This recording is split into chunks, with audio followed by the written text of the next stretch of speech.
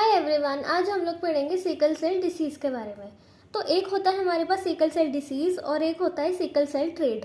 दोनों में क्या फ़र्क है कि सिकल सेल ट्रेट में the person is heterozygous for HbS, मतलब एक जीन अफेक्ट होगा, और सिकल सेल डिसीज़ में the person is homozygous for HbS, मतलब दोनों जीन्स अफेक्ट होंगे। It occurs in India with a total gene frequency of 4.3%। So इसकी पैथोफिजियोलॉजी क्या है? There is a substitution of valine for glutamic acid at 6th position of beta globin chain, मतलब glutamic acid की जगह valine आ जाएगा। तो जो sickle RBC होगा उसका लाइफ स्पैन होगा 10 to 20 डेज, जबकि एक नॉर्मल आरबीसी का लाइफ स्पैन होगा 120 डेज। तो sickle cell is less deformable and it obstruct the micro circulation. अब ऑब्स्ट्रक्शन हुई है तो उससे क्या होगा? टिश्यू हाइपोक्सिया हो जाएगा and it will lead to sickling. So due to this deoxygenation there will be hydrophobic interactions between adjacent HbS molecules, और जब इंट्रैक्शंस होंगी तो वो एक लार्ज पॉलीमर में कन्वर्ट हो जाएगा। सो क्लिनिकल इवैल्यूएशन हमें क्या क्या देखने को मिलेगा? अनीमिया दिखेगा, वेजो ओक्लूसिव क्राइसिस दिखेगा जिसमें pain, stress, fever and dehydration होगी, and it can also lead to end organ damage. उसके बाद हमें एक टेरेस देखने को मिलेगा ड्यू टू इंक्रीज और elevated unconjugated hyper bilirubinemia. There will be pallor and there will be mild splenomegaly. So complications इसके क्या क्या हो सकती हैं? There can be pneumonia, acute chest syndrome, osteomyelitis and splenic sequestration. There can be tachypnea, hypoxia, aplastic crisis, hypotension, tachycardia, growth retardation, gallstones, autoinfarction of the spleen, and neurological symptoms like unilateral weakness, aphasia, paresthesia, and visual symptoms like stroke or infarct. And every episode of fever needs to be investigated because of the risk of infection and functional hyposplenism. And there can be infection from encapsulated organism. There will be sudden increase in pallor, syncope and sudden pain and hyposplenism, जिसकी वजह से क्या हो सकता है? Splenic sequestration crisis.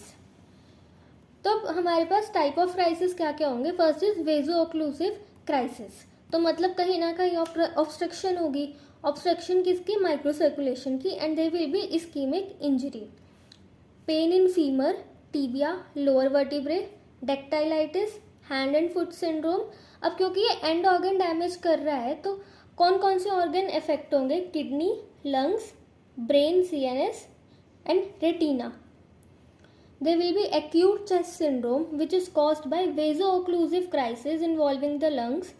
There will be chest pain, cough, tachypnea, dyspnea, fever, hypoxemia and new pulmonary infiltrates. Sequestration crisis किससे होंगे? Obstruction of splenic vein. There will be infection crisis. किससे इन्फेक्शन होगा? हीमोफीलिया, इन्फ्लुएंजा से और S pneumonia से, which are the encapsulated organism. और most common organism कौन से इन्वॉल्व होंगे? Salmonella, M pneumonia, mycoplasma pneumonia, S aureus and E coli. Aplastic crisis किस वजह से हो सकते हैं?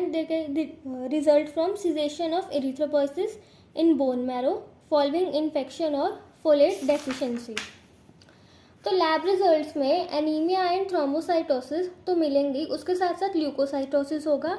And if WBC is greater than 20,000 and there is left shift, so this indicates infection.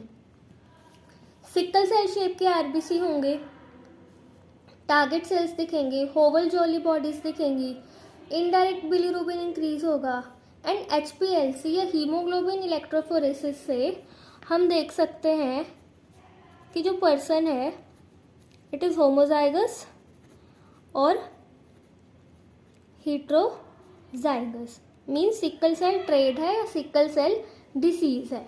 तो प्रिवेंटिव केयर में क्या क्या आता है? Prophylaxis for oral penicillin, immunisation for pneumococcal, meningococcal and HIV vaccine, life long folate supplementation. Hydroxy urea से क्या होगा? HbF increase होगा, there will be decrease chances of acute chest syndrome, stroke and pain crisis. And hydroxy urea कितना जाएगा? 10 to 15 mg per kg per day.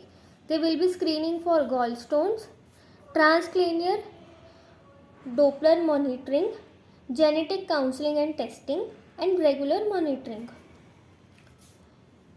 Hospital management में क्या क्या आता है? पेन क्राइसिस ड्यू टू, उसको हम कैसे ट्रीट करेंगे पेन क्राइसिस को? हाइड्रेशन से और एनाल्जेसिया से। And fluids will be given IV और ओरली।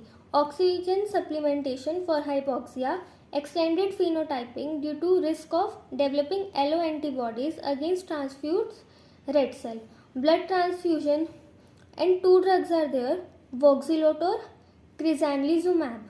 ये क्या करेंगे? It will decrease the risk of vaso-occlusive crisis and inhibit HbS polymerization. And next is hematopoietic stem cell transplant. Thank you.